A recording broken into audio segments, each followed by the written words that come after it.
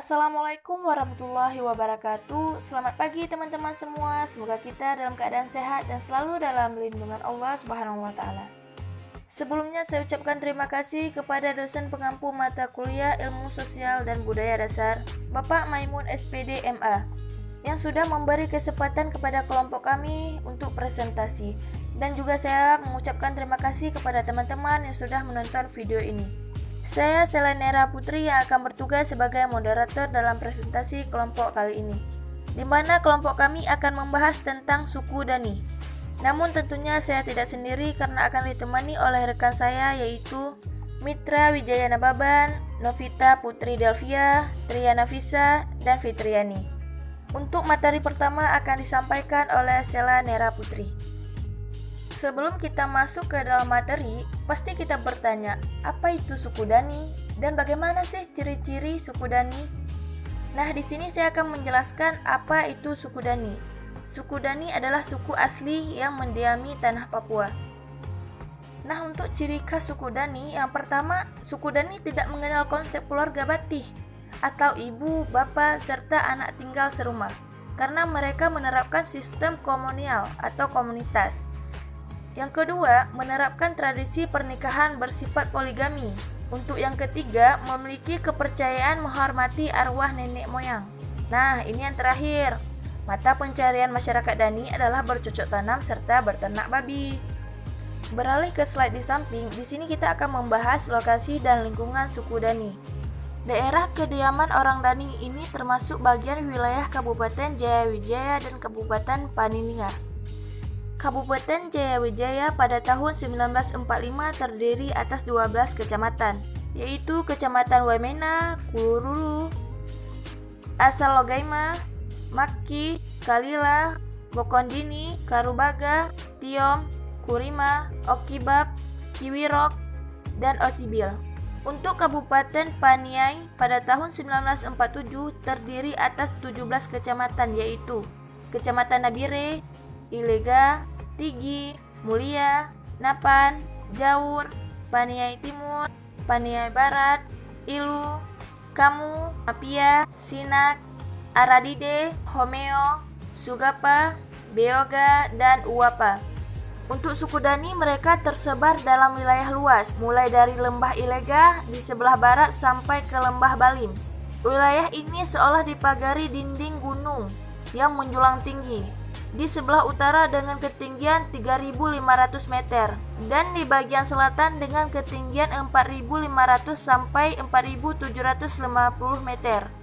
Luas lembah ini mencapai 6.000 mil persegi, di mana terdapat lembah Balim, Ilgala, Duar, Konda, Ilu, Sinak, Mulia, Pasfaru, dan Pir River. Lembah Balim adalah yang terluas dengan panjang 45 km dan lebar 15 km dengan ketinggian 1.600 meter di atas permukaan laut. Lembah yang dilalui Sungai Balim ini merupakan daerah subur untuk suku Dani. Hubungan orang di Lembah Balim dengan dunia luar dulu hanyalah dengan pesawat udara. Namun kini jalan Trans-Irian yang menghubungkan Jayapura dengan Wamena sudah dapat dijangkau dengan kendaraan beroda 4 atau setidaknya dengan kendaraan beroda 2.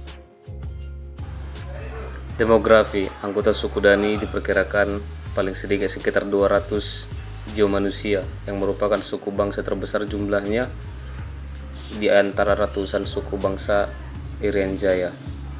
Orang Dani mempunyai bahasa sendiri, yaitu bahasa Dadi yang termasuk rumpun bahasa Papua. Sejarah orang Dani masih menjadi misteri. Para ahli berpendapat bahwa orang Dani mulai menempati lembah Balim ini sekitar 24.000 tahun selama Masehi dan mereka mulai mengenal bercocok tanam dan berternak sekitar kira-kira sejak 7.000 tahun selama Masehi. Beginilah keadaan rumah adat suku Dani. Baik, selanjutnya penjelasan tentang mata pencaharian dari suku Dani. Jadi mata pencaharian utama orang Dani bercocok tanam di ladang dengan sistem yang berpindah. Penebangan kayu dilakukan oleh laki-laki. Sebagian kayu bekas tebangan itu dibakar dan sebagian lainnya dijadikan pagar ladang. Pembuatan pagar itu juga dikerjakan oleh laki-laki. Pekerjaan laki-laki tidak hanya itu saja, tetapi juga membuat alat-alat seperti tombak, busur, anak panah. Alat-alat itu yang digunakan untuk menembak babi, memanah burung, dan pada masa lalu juga alat tersebut digunakan untuk alat perang. Tanaman utama di ladang adalah ubi. Kaum wanita mengerjakan macam-macam jenis pekerjaan di ladang, misalnya menugal, menanam ubi, mengemburkan tanah di sekitar pokok ubi, membersihkan rumput, panen, dan mengangkat hasilnya ke rumah. Tidak hanya itu saja, sambil istirahat di bawah pohon ladang, para wanita ini juga tampak merajut semacam benang untuk tas jala yang disebut dengan noken. Apa itu noken? Noken itu adalah yang menjadi wadah untuk membawa hasil ladang bayi yang semuanya didukung di punggung dan tali noken itu disangkutkan di kepala. Di atas kepala masih ada bawaan lain yang dijunjung. Pada masa yang terakhir, mereka juga sudah mengenal dan menanam ubi kayu, keladi, jagung, kedelai, kacang tanah, kopi, dan akhirnya tanaman tersebut dijual untuk kebutuhan para pedagang, terutama di pasar Wamena, yaitu ibu kota Kabupaten Jayawijaya. Pada masa terakhir ini, mereka juga sudah diperkenalkan tanaman padi yang pada tahun 1985 sudah ada 9 hektar sawah. Kebutuhan lain adalah garam. Daerah pendalaman ini dikaruniai sumber air asin yang di Kecamatan Kurulu terdapat di atas puncak bukit berupa sebuah kolam atau telaga. Air ini dijikan oleh menjadi garam. Selanjutnya, organisasi sosial sistem kekerabatan. Sistem kekerabatan orang Dani berdasarkan prinsip patrilineal. Kelompok kerabat terkecil yang umum adalah sebuah keluarga luas lokal yang terdiri dari seorang suami dengan seseorang atau beberapa istri, anak-anaknya, serta saudara-saudara yang lain. Dalam lingkup keluarga inti atau keluarga luas, ada pembagian kerja, antara lain pembagian kerja berdasarkan seks. Dalam keluarga inti khususnya, istri itu lebih berperan dalam bidang logistik, sedangkan suami lebih berperan dalam bidang pertahanan. Dalam pertanian ladang, ternak, dan pekerjaan dalam rumah tangga, porsi pekerjaan istri atau wanita tampak lebih besar daripada suami. Kaum pria sekarang yang tidak lagi berurusan dengan tradisi atau perang tampak seperti lebih banyak menjadi pengangguran. Keadaan ini disebabkan oleh kaum wanita yang merasakan bebannya terlalu berat. Ia tidak mampu mengasuh anak dalam jumlah yang besar. Itulah sebabnya para ibu hamil seringkali nekat melakukan aborsi dengan cara-cara tradisional yang dapat merusak kesehatan. Jadi dengan melakukan aborsi tersebut, maka akan mengakibatkan kondisi fisiknya akan menjadi semakin lemah. Adapun diduga bahwa beban yang berat itu seolah-olah menjadi alasan bagi istri untuk membenarkan atau mengharapkan suaminya untuk menikah lagi. Dengan demikian, beban dari seorang istri ini akan terbagi kepada istri-istri yang lainnya. Proses perkawinan dan perceraian dari keluarga-keluarga yang berpoligami ini juga tampaknya tidak sulit. Penceraian pun tampaknya mudah terjadi. Sang suami menceraikan istri karena alasan bahwa sang istri malas bekerja atau berbuat serong dengan pria lainnya. Peranan suami dalam proses sosialisasi dan enkulturasi terhadap anak juga dapat terbatas dibandingkan dengan istri. Ini ditandai dengan seorang anak yang merasa tidak harus hormat kepada ayahnya. Keadaan ini tampak pada sikapnya terhadap sang ayah atau terhadap respon anaknya dengan ayahnya saat berinteraksi. Dalam masyarakat Dani terdapat banyak sekali klan. Ada klan kecil atau ukul sebagai gabungan dari klan yang kecil tadi. Masyarakat Dani yang ada di Lembah Balim saja terbagi atas tidak kurang dari 49 buah klan. Keseluruhan klan ini termasuk ke dalam 2 paro masyarakat. Artinya, setiap klan ini menjadikan bagian dari salah satu paro masyarakat disebut Ebe yang dalam ilmu antropologi atau sosiologi dikenal dengan Moiki.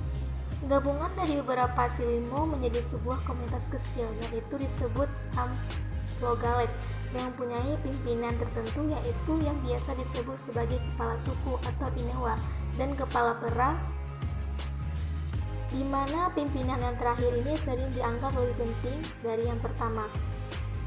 Kepemimpinan komunitas ini berlanjut secara turun-menurun dari orang tua kepada anaknya.